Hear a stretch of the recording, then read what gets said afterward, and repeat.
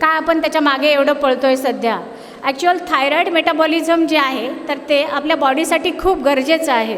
Every cell of the body need the thyroid. त्याच्यामध्ये it increases the oxygen consumption of our body, increases the metabolic rate and influence the growth and development of the body.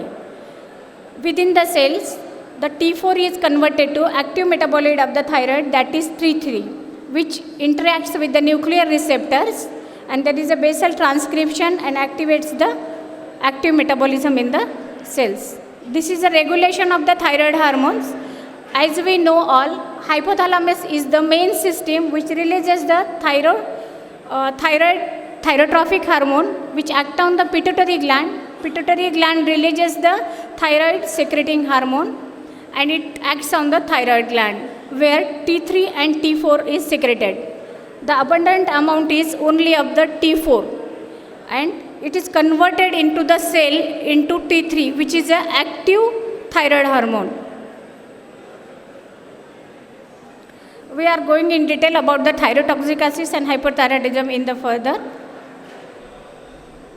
What is the physiology of the thyroid gland? As we know, tyrosine, the target hormone, monoiodotyrosine and diiodotyrosine. This is the mechanism where the thyroid hormones are formed. The main two disorders of the thyroid gland which we are going to discuss today is the hyperthyroidism and the hypothyroidism. More we deal with the hypothyroidism because hypothyroidism is the main prevalent disorder than the hyperthyroidism. But hyperthyroidism causes the emergency situation, so we should know about the hyperthyroidism in short. Causes of hyperthyroidism, as we know, actual thyroid is the most common autoimmune disorder in our body. Hyperthyroidism causes are Graves' disease, thyroid storm, toxic nodule. And hypothyroidism occur mainly due to the autoimmunity, that is Hashimoto's thyroiditis, cretinism, myxedema, postpartum thyroiditis, subacute thyroiditis secondary to the infection, and sick euthyroidism. Thyrotoxicosis is a hypermetabolic clinical syndrome in which there is elevation of the thyroid hormones. As we discussed before, the causes of hyperthyroidism. Graves disease काय आहे? आपण बघतो खूप मोठे मोठे डोळे असतात, patient एकदम हायपर असतो, BP वाढलेला असतो, पल्स रेट वाढलेला असतो, कधी कधी पेशंटला खूप फ्रिक्वेंटली युरिनेशन होतं, कधी कधी बरेच पेशंट आपल्याकडे काहीच कारण नसताना, इन्फेक्शन नसतानासुद्धा फ्रिक्वेंटली स्टूल पास करतात. खूप पेशंट आपल्याकडे कंप्लेंट करतात की मी खाल्लं की टॉयलेटला जावं लागतं, खाल्लं की टॉयलेटला जावं लागतं, मला खूप हेडेक होतं आहे, मला खूप धडधड धडधड होतं आहे. कधी कधी पेशंटला कार्डियक अरिथमिया पण असतात हायपरथायरॉइडिझममध्ये. तर आपण कुठल्या पेशंटचं थायरॉईड पाठवायला पाहिजे, म्हणजे आपले कुठले पेशंट आहेत जे आपण स्क्रीन केले पाहिजे. तसं बघायला गेलं तर ब्रेनपासनं प्रत्येक पेशंट आपल्याला स्क्रीन केलेला पाहिजे. ज्या पेशंटला सिव्हिअर हेडेक आहे, ज्या पेशंटचे डोळे मोठे झाले, डोळे कोरडे पडलेत, गळ्याला गाठ आहे, डोळ्याला दिसत नाही आहे, त्यानंतर जर आपण खाली आलो, दम लागायला लागला आहे पेशंटला, किंवा पेशंटचा हार्ट रेट खूप वाढायला लागला आहे, बऱ्याच वेळेस पेरिकार्डियल इफ्युजनमध्ये असं होतं, त्यानंतर स्किन एकदम ड्राय झालेली आहे, केस गळायला लागलेत, ॲलोपेशिया आहे पेशंट्सला, सेक्शुअल डिस्फंक्शन्स आहेत, मेनिस्ट्रुअल अबनॉर्मॅलिटीज आहेत. बऱ्याच मुली आजकाल प्रेझेंट करतात आपल्याकडे, पाळी लवकर तर येते, उशिरा तर येते, आली तर अंगावरचं खूप जातं, किंवा बऱ्याच प्रेग्नंट पेशंट असतात ज्यांना बाळ राहतच नाही, इनफर्टिलिटीचे पेशंट्स असतात, किंवा मेन्स्ट्रुअल इरेग्युलरिटी असतात, किंवा सेक्शुअल प्रॉब्लेम्स आहेत बऱ्याच जणांमध्ये, पायावर सूज आहे, बरोबर आहे, HB वाढतच नाही आहे. अशा बऱ्याच पेशंटमध्ये आपल्याला थायरॉईड स्क्रीनिंग करणं गरजेचं आहे. आणि सध्याच्या काळात जर आपण बघितलं तर गरोदर मातांचं स्क्रीनिंग करणं मोस्ट इम्पॉर्टंट आहे. नवीन गव्हर्मेंट गाईडलाईन्सनुसार सुद्धा आपल्याला प्रत्येक गरोदर बाईची थायरॉईड तपासणी करणं खूप गरजेचं आहे. प्रत्येक पेशंट हा गरोदरपणी स्क्रीन झालाच पाहिजे. त्याचे डिटेल्स आपण पुढे घेणार आहेत.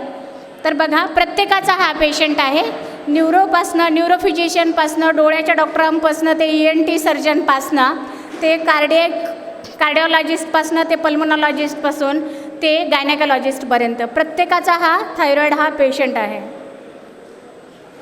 थायरॉईडचे जे हायपरथायरॉईडचे सिम्पटम्स मी तुम्हाला सांगितले, खूप घाम यायला लागतो पेशंटला, एकदम हायपर असतो पेशंट्स, धडधड व्हायला लागतं, डोळे मोठे होतात, खूप सारे खातो तरी वजन कमी होतं. हे टिपिकल असतं हायपरथायरॉइडिझममध्ये. मी याला खूप जेवण जाते पण माझं वजन काही वाढत नाही आहे. दुसरं आहे, मी तुम्हाला आता सांगितल्याप्रमाणे GI डिस्टर्बन्सेस असतात, हायपर डेफिकेशन्स असतं. CNSमध्ये जर गेलो, पेशंट नर्वसनेस असतो, ट्रेमर्स असतात, टिपिकल असतं थायरॉईडमध्ये ट्रेमर्स असणार, फाईन ट्रेमर्स असतात. असे बघितले तर नाही दिसत, जर तुम्ही एखादा पेपरमध्ये ठेवला तर तो हलायला लागतो किंवा आपल्या बोटाला ठेवून आपण ते ट्रेमर्स ओळखू शकतो की पेशंट्समध्ये हे आहे म्हणून. डोळ्याचे हे वेगवेगळे सायन्स आहेत, एवढ्या डिटेलमध्ये जायची गरज नाही. तुम्ही जर एखाद्या पेशंटकडे बघितलं तर लगेच लक्षात येते की ह्याला हायपरथायरॉईड आहे. मोठे मोठे डोळे असतात, डोळ्याच्या भोवती असा इडिमा असतो, एकदम दिसायला त्रास होतो, रात्री डोळे व्यवस्थित बंद होत नाही, डोळ्यातनं पाणी यायला लागतं, कधी कधी डोळे एकदम कोरडे पडलेले असतात आणि कधी कधी पेशंटचं व्हिजनसुद्धा लॉस होऊ शकतो. यामध्ये काय इन्व्हेस्टिगेट करायला पाहिजे? आपण बऱ्याच वेळेस बघितलं की फक्त TSH बघितलं जातं. ॲक्च्युअल फक्त TSH करणं हे थायरॉईडमध्ये एकदम चुकीची गोष्ट आहे. आपण तिन्ही केलं पाहिजे, T3, T4 आणि TSH हे तिन्ही हार्मोन्स आपण बघितले पाहिजेत. दुसरं असं आहे की मेन आहे सध्या जर आपण बघितलं तर अँटीबॉडीज, कारण थायरॉईड हा 90% हा ऑटोइम्युन डिसऑर्डर आहे आणि नंतर मात्र आयोडीन डेफिशियन्सीमुळे हायपोथायरॉइडिझम होतं. तर TPO अँटीबॉडी, जर आपण थायरॉईड मेटाबॉलिझम बघितलं तर आयोडीन सेलमध्ये येण्यापासून ते थायरोग्लोब्युलिनसोबत कंबाईन होण्यापर्यंत किंवा सेलपर्यंत थायरॉईड पोहोचण्यापर्यंत प्रत्येक ठिकाणी आपल्याला वेगवेगळा प्रोटीन मदत करत असतो. तर ह्या प्रोटीन किंवा रिसेप्टर जर डिफेक्टिव्ह असेल तर आपला थायरॉईड हार्मोन बनत नाही. त्यामुळे अँटीबॉडी चेक करणंसुद्धा तेवढंच इम्पॉर्टंट आहे. कुठल्या मोस्ट कॉमन अँटीबॉडी आपण बघायला पाहिजेत? TPO अँटीबॉडीज, थायरोग्लोब्युलिन अँटीबॉडीज आणि थायरॉईड रिसेप्टर अँटीबॉडीज, हे खूप महत्त्वाच्या टेस्ट आहेत. त्यानंतर आहे की पुढे जाऊन तुम्ही आणखीन काय करायला पाहिजे, तर सोनोग्राफी करायला पाहिजे गळ्याची. समजा सोनोग्राफीत काही लक्षात नाही आलं तर CT स्कॅनसुद्धा आपण करू शकतो. तसेच समजा जर गॉयटर असेल तर आपल्याला सोनोग्राफी गायडेड बायोप्सी करणं पण गरजेचं आहे. तर हे नॉर्मल रेंज आहेत थायरॉईड फंक्शनचे. TSH 0.4 to 5 million units per litre, T4 जे आहे ते 9.1 to 23 आहे आणि T3 2.23 to 5.3. आता हे टोटल T3 T4 आणि फ्री T3 T4मध्ये काय फरक आहे? युज्युअली थायरॉईड हार्मोन हे प्रोटीनला बाउंड होऊन आपल्या शरीरात फिरत असतात, बरोबर आहे. आपण जे मेजर करतो ते बाउंड थायरॉईड मेजर करतो. ॲक्च्युअल त्याचं इम्पॉर्टन्स आहे फ्री T3 किती आहे. फ्री T3 किंवा फ्री T4 जे की कामाला येतं, बांधलेलं कामाला नाही येत. कुठलं कामाला येतं? जे फ्री आहे, मोकळं आहे आणि ते कामाला येतं, जे टिश्यूमध्ये एंट्री करते. तर त्याची लेवल किती आहे ते बघितली पाहिजे. जर थायरॉईड असेल तर त्याला कशाने मॅनेज करायचं, तर अँटीथायरॉईड ड्रग्ज आहेत, आपल्याला सगळ्यांना माहिती आहे. प्रोपाईल थायोरेसिल एक ड्रग आहे, कार्बिमॅझोल आणि मिथिमॅझोल. ॲक्च्युअल मिथिमॅझोल हा स्वतःहून ड्रग नाही आहे, तर कार्बिमॅझोल मिथिमॅझोलमध्ये कन्वर्ट होतो. तर ह्यांचा डोस काय असला पाहिजे? बरं, प्रत्येक पेशंटला लाईफ लाँग ट्रीटमेंट लागते का? तर नाही. हायपरथायरॉइडिझममध्ये आपल्याला कार्बिमॅझोल हे 15 मिलीग्रॅमपासून ते 30 मिलीग्रॅमपर्यंत आपण देऊ शकतो. सुरुवातीचा डोस आपण 3 वेळेस द्यायचा आहे दिवसातनं आणि त्याच्यानंतर आपण मॉनिटर करायचे. सुरुवातीला आपल्याला मंथली मॉनिटरिंग लागतं आणि एकदा जर पेशंट सेटल झाला त्यानंतर मात्र आपण 6 महिन्याला किंवा 1 वर्षालासुद्धा पेशंटला मॉनिटर करू शकतो आणि हळूहळू डोसेस पण त्याचे कमी करू शकतो. 1 वर्ष ते 2 वर्षामध्ये पेशंट जर स्टेबल झाला असेल तर आपण बऱ्याच वेळेस त्याची ट्रीटमेंट स्टॉपसुद्धा करू शकतो हायपरथायरॉइडिझममध्ये. पण नेहमीच हायपरथायरॉइडिझममध्ये आपल्याला ह्या ड्रग्ससोबत लागतं ते आहे बीटा ब्लॉकर, दॅट इज प्रोप्रेनॉलॉल. सिप्लार नावाने आपल्याकडे प्रसिद्ध आहे हे. तर त्याचा डोस आहे 20 मिलीग्राम TDS किंवा QID पासून ते 60 मिलीग्रामपर्यंत आपण हा प्रोप्रेनॉलचा डोस देऊ शकतो. जर खूप मोठी ग्लँड आहे, कंट्रोलच होत नाही आहे, तर मात्र आपल्याला रेडिओ आयोडीन अब्लेशन लागतं किंवा त्याला सर्जरी लागते. सर्जरी आपण हायपरथायरॉइडिझम खूप शेवटच्या स्टेजला देतो जेव्हा ते कंट्रोलच नाही होत किंवा डोळे जर एक्झॉप्थॅल्मस आहेत बाबा नाही नीट होते तर मात्र आपल्याला डोळ्याची पण सर्जरी लागते. स्टिरॉइडचा रोल आहे इथे. हायपरथायरॉइडिझममध्ये स्टिरॉइडचा रोल आहे. कधी? ज्यावेळेस पेशंटला अप्थॅल्मोपॅथी होते किंवा पेशंट हायपरथायरॉइड स्टॉर्ममध्ये येतो. कधी कधी आपल्याकडे एवढा हायपर असतो की तो कंट्रोल नाही होत. मग अशा वेळेस आपल्याला मिथाइल प्रेडनिसोलॉनपासून ते डेक्झापासून ते आपण देऊ शकतो ओरल प्रेडनिसोलॉनपर्यंत.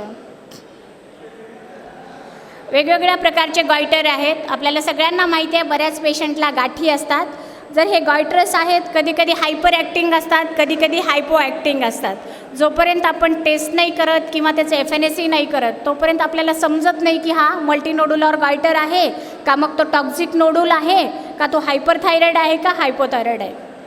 बेसिकली गॉयटर हा 2 प्रकाराने होतो. एक तर ऑटोइम्युन असू शकतो किंवा दुसरा प्रकार आहे आयोडीन डेफिशियन्सीमुळे सेल हायपर फंक्शनिंग होतात आणि मोठी सूज येऊन जाते आपल्या गळ्याला. तर गॉयटरचं जे ऑपरेशन आहे ते कधी करायचं? बऱ्याच जणांच्या मनात प्रश्न असतो की गॉयटर ऑपरेट कधी करायचा. एकतर तो हायपर फंक्शनिंग असेल तर, जो की ड्रग्जनी कंट्रोल होत नसेल तर. दुसरी गोष्ट आहे की गळ्याला खूप मोठी गाठ आहे आणि ती तुमच्या ट्रॅकियाला प्रेस करायला लागली, श्वासाला त्रास होतो आहे पेशंटला, आवाज बदलतो आहे पेशंटचा, बरोबर आहे. पेशंटला डे टू डे ॲक्टिव्हिटीमध्ये खूप प्रॉब्लेम येते. अशा वेळेस आपल्याला गॉयटरचं ऑपरेशन करावं लागतं. तर त्या ऑपरेशनचे बरेच काही साईड इफेक्ट्स होऊ शकतात, जसं की आपल्या लॅरिंजियल नर्व्स तिथून जात असतात, पॅराथायरॉइड ग्लँड आजूबाजूला असते. तर अशा वेळेस त्या डॅमेज होऊ शकतं त्या स्ट्रक्चरला. तर करताना खूप आपल्याला कॉशियसली आणि एक्सपर्ट सर्जनकडनंच हे ऑपरेट केलं पाहिजे. थायरॉईड स्टॉर्म पेशंट एमर्जन्सीमध्ये आपल्याकडे ICCUला ॲडमिट होतो. थायरॉईड स्टॉर्म युजली काहीतरी स्ट्रेस असेल तर होतो, जसं की प्रेग्नन्सी आहे, ऑपरेशन आहे, ट्रॉमा आहे किंवा इमोशनल स्ट्रेस असेल तर पेशंटला होतो. पेशंटला खूप नॉझिया, वॉमिटिंग, BP खूप हाय असतो, पाल्पिटेशन असतं, पेशंट वेड्यासारखा करतो, त्याला कळत नाही की काय चालू आहे, इरिटॅबिलिटी असते. मग अशा पेशंट्समध्ये खूप हाय ग्रेड टेम्परेचर असतं. तर ह्याला कन्झर्वेटिव्हली मॅनेज करायचं आहे आपल्याला. टेम्परेचर मॅनेज करण्यासाठी आपण कोल्ड स्पॉन्जिंग करू शकतो किंवा पॅरासिटामॉल वगैरे IV देऊ शकतो. पण ह्याची ड्रग ऑफ चॉईस आहे प्रोप्रेनॉलॉल द्यायचं आहे आपल्याला. हाय डोसमध्ये प्रोप्रेनॉलॉल देतो आपण ओरली. जर प्रोप्रेनॉलॉल आणि होत नसेल तर पोटॅशियम आयोडाईड ओरल सोल्युशन मिळतं किंवा त्याचं इंजेक्शनसुद्धा मिळतं, पण आपल्याकडे खूप रेअरली उपलब्ध होतं ते इंजेक्शन. दुसरं आहे की कार्बिमॅझोल आपण त्याच्यासोबत ॲड करू शकतो आणि यामध्ये आपल्याकडे स्टिरॉइडचा रोल आहे. पेशंट खूप वॉमिटिंग, डायरिया वगैरे असतो, त्यामुळे आपल्याला फ्लूइड रिप्लेसमेंटसुद्धा ह्या पेशंटमध्ये देणं गरजेचं आहे. सगळ्यात महत्त्वाचा टॉपिक आहे आपला हायपोथायरॉइडिझम.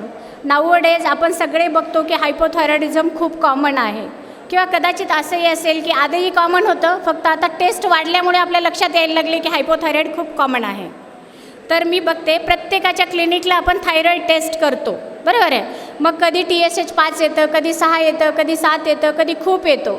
मग आपण रिपोर्ट घेऊन विचार करतो की ह्याचं करायचं काय, पुढे कितीची गोळी चालू करायची का नाही करायची, अशी खूप सारे कन्फ्युजन्स आपल्या डोक्यात चालत असतात. तर जेव्हा TSH वाढतं त्याला खूप सारे कारणं आहेत. TSH वाढलेला आहे, T3 T4 कमी आहे, ह्याचा अर्थ की थायरॉईड ग्लँड काम नाही करत आहे.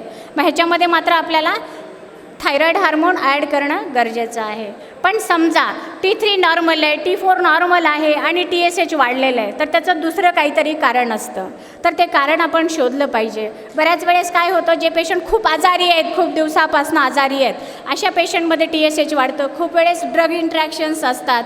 तर कुठले ड्रग थायरॉईडसोबत इंट्रॅक्ट करतात. आपलं कार्डियरॉन ड्रग आहे जे आपण कार्डियक ह्याच्यामध्ये देतो, ओरल कॉन्ट्रासेप्टिव्ज आहेत, फिनॉटाईन आहे, अँटीइपिलेप्टिक दुसरे ड्रग्ज आहेत, कार्बामेझिपिन आहे. तर हे सगळे ड्रग त्याच्यासोबत इंट्रॅक्ट करत असतात. तसंच आहे की बरेच फूड्स आहेत जे आपण थायरॉईडमध्ये देत नाही. कुठले फूड देत नाहीत हो, जसे की पॅक्ड फूड आहेत, प्रोसेस्ड फूड्स आहेत, रेड मीट आहे, कॅबेज आहे, कॉलीफ्लावर आहे. तर हे फूड थायरॉईडसाठी चांगले नसतात, बरोबर आहे. गुड फूड कुठले आहेत मग थायरॉईडसाठी? ग्रीन लिफी व्हेजिटेबल्स आहेत, फ्रेश मिल्क आहे, हे सगळे प्रॉडक्ट्स आपण ह्याच्यासाठी, एग वोक आहे, हे सुद्धा थायरॉईडसाठी खूप चांगले हे आहेत. तर हे सगळे थायरॉईडच्या मेजरमेंटसोबत इंट्रॅक्ट करत असतात. तर आपण ट्रीटमेंट चालू करण्याच्या आधी ह्या सगळ्या गोष्टींचा विचार केला पाहिजे. हायपोथायरॉईडचे खूप सारे सिम्पटम्स आहेत. असा एकही सिम्पटम नाही जो ह्याच्यामध्ये मिस होतो. इथे गेलं तर आपल्याला कळत नाही, लो IQ असतो, स्लोनेस असतो, काम करावं वाटत नाही, खूप थकवा येतो, पायाला सूज येते, चेहऱ्यावर सूज येते, बरोबर आहे. पाळीचे प्रॉब्लेम्स चालू होतात, पोटावर सूज येते, हृदयाच्या भोवती सूज येते, पेरिकार्डियल इफ्युजन होतं खूप वेळेस पेशंट्सला. त्याच्यानंतर आहे की जे टेंडॉन्स असतात आपले, आपण जे रिफ्लेक्सेस बघतो नर्वस सिस्टीममध्ये, तर यामध्ये काय होतं, टेंडॉन तर येतो पण त्याचं रिलॅक्झेशन मात्र खूप स्लो असतं, कारण त्या टेंडॉनच्या भोवती पाणी भरलेलं असतं, म्हणून ते स्लो असतात. हृदयाकडे जर गेलो तर ह्या पेशंटला ब्रॅडिकार्डिया असतो. कॉजेस ऑफ ब्रॅडिकार्डियामध्ये जर तुम्ही बघितलं तर पहिलं कारण हे थायरॉईडचं असतं. जसं मी तुम्हाला सांगितलं, एकदम हायपरथायरॉईडच्या उलटे सिम्पटम्स असतात. टॉयलेटला प्रॉब्लेम होतो, कॉन्स्टिपेशन्स होतं पेशंटला, रिनल एक्सक्रीशन कमी होतं, त्यानंतर मस्क्युलोस्केलेटनमध्ये ऑस्टोपिनिया किंवा आर्थरायटिस होतो, आणि ह्यामध्ये ॲनिमिया ऑफ क्रॉनिक इलनेसेस ज्याला आपण म्हणतो, क्रॉनिक ॲनिमिया राहतो. पेशंटचं एच बी खूप कमीही नसतं जास्तही नसतं, 9-10च्या रेंजमध्ये ॲनिमिया असतो पेशंट्सला. स्किन आणि हेअर याच्यामध्ये बघा, आपल्याकडे येणारे मोस्ट ऑफ दी पेशंट ह्याच्यासाठी येतात, बाकी गोष्टींसाठी येत नाहीत, त्यातल्या त्यात लेडीज, कारण त्यांना स्किनचे प्रॉब्लेम चालू होतात, केस गळायला लागतात. पुरुषांमध्ये पण ॲलोपेशिया असेल तर अगोदर आपण थायरॉईड केलं पाहिजे, बेसिक कारण आहे ॲलोपेशियाचं. तर स्किन एकदम रफ होऊन जाते, थिक होते, कधी कधी स्किनवर असे इरप्शन्स पण येऊ शकतात ह्या सिस्टीम्समध्ये. हे सिम्पटम्स आहेत, फिगरमध्ये दाखवलेलं आहे. दुसरं आहे हाशिमोटोस थायरॉइडायटिस, त्याचं एक कारण आहे ज्याच्यामध्ये ऑटोइम्युन कॉज आहे त्याचा. हे सिम्पटम्स सगळ्यांना माहिती आहे. वजन खूप वाढतं थायरॉईडमध्ये, ग्लँडची एनलार्जमेंट होते, फटीग येतो पेशंटला. एक क्रिटिनिझम नावाची गोष्ट आहे, मी पुढे डिस्कस करणार आहे, बच्चूजमध्ये आहे. जे बेबी हायपोथायरॉईड मदरला जन्म घेतात अशामध्ये हे क्रिटिनिझम होतं. तर ह्या बेबीजला काय होतं त्यांचं पुढे आपण डिटेलमध्ये डिस्कस करूया. हे बेबीज आहेत त्यांचे. तर बेबीजमध्ये मॅनेजमेंट काय करायची, म्हणजे आपण मदरचं तर हायपोथायरॉईड ट्रीट केलं, बाळांचं काय करायचं. तर बाळांचं ट्रीट करताना त्यांचं कॉर्ड ब्लड घेतलं पाहिजे किंवा हिलपासनं ब्लड घेतलं पाहिजे त्यांचं थायरॉईड हार्मोन चेक करण्यासाठी. आणि अशा पेशंट्समध्ये आपण लिओथायरॉक्झिन खूप कमी डोसमध्ये असतं, ते 10 to 15 microgram per kg per day, आणि आयोडीन रिच फूड त्यांना दिलं पाहिजे. कारण बेबीमध्ये जर वेळेवर थायरॉईड ट्रीट नाही केलं तर ते बेबी कायमस्वरूपी मतिमंद होतात, त्यांचा IQ कमी होतो. मग शाळेत गेले की आपल्याला वाटतं की दुसऱ्याचं लेकरू एवढा अभ्यास करते, माझं का नाही करत. कदाचित त्याचं कारण हायपोथायरॉईड असू शकतं जन्मताचं, जे की आपण बघितलंच नाही. तर हे बेबी स्क्रीन झाले पाहिजेत. मिक्सिडिमा आहे, हे आता आपण डिस्कस केलं की डोळ्याभोवती, पायावर त्याच्या सूज यायला लागते पेशंट्सला, बऱ्याच पेशंट्सला असते, आणि खूप सारे डायरेटिक खाऊनसुद्धा ही कमी होत नाही. अशा वेळेस आपण थायरॉईड स्क्रीनिंग त्या पेशंट्समध्ये केलं पाहिजे. तर यामध्ये काय सिम्पटम्स असतात ते दिलेले आहेत. इन्व्हेस्टिगेशनमध्ये परत आपण बघा, टोटल T3 T4पेक्षा फ्री T3 आणि फ्री T4 आणि TSH करणं खूप गरजेचं आहे. बेसिक टेस्ट पण बाकीच्या केल्या पाहिजेत. Glucose level blood glucose level आहे, CBC आहे, कारण थायरॉईड हार्मोन हे प्रत्येक मेटाबॉलिझमवर ॲक्ट होतं, प्रत्येक ग्लुकोज असेल, लिपिड असेल किंवा प्रोटीन असेल. आणि थायरॉईड हार्मोन जर नसेल तर प्रत्येक मेटाबॉलिझम डिस्टर्ब होतं आपल्या बॉडीमधलं.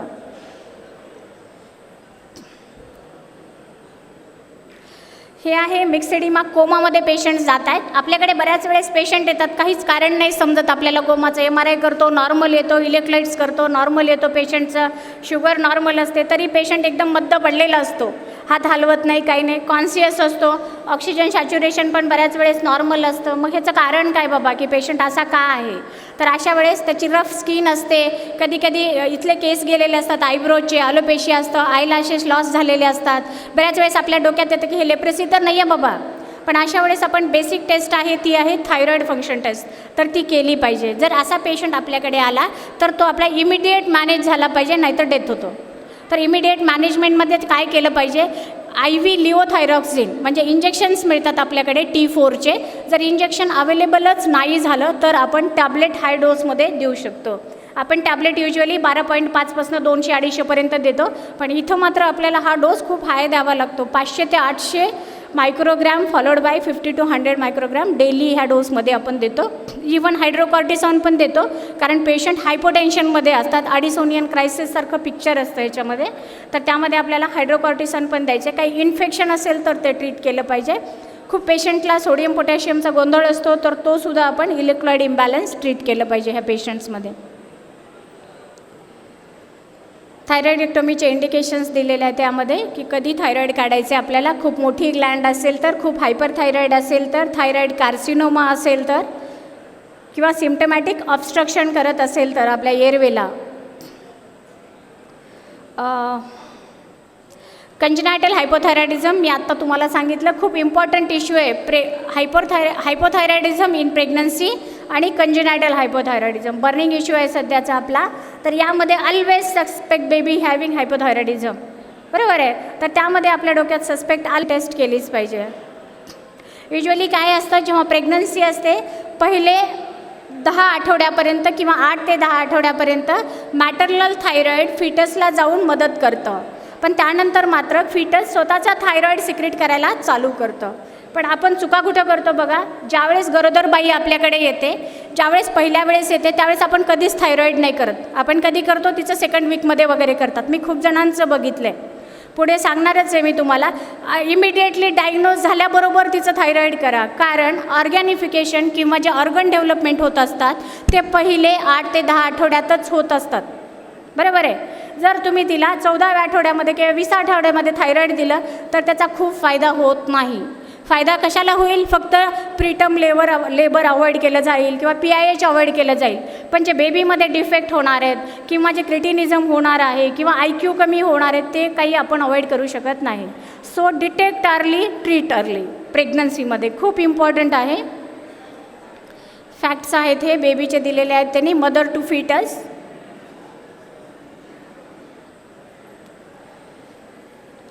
कारण पिट्युटरी जो ॲक्सेस आहे तो बेबीचा 10 आठवड्यानंतर डेव्हलप होतो. 10 आठवड्यानंतर मात्र त्याला पूर्ण मदरवर डिपेंड राहावं लागतं.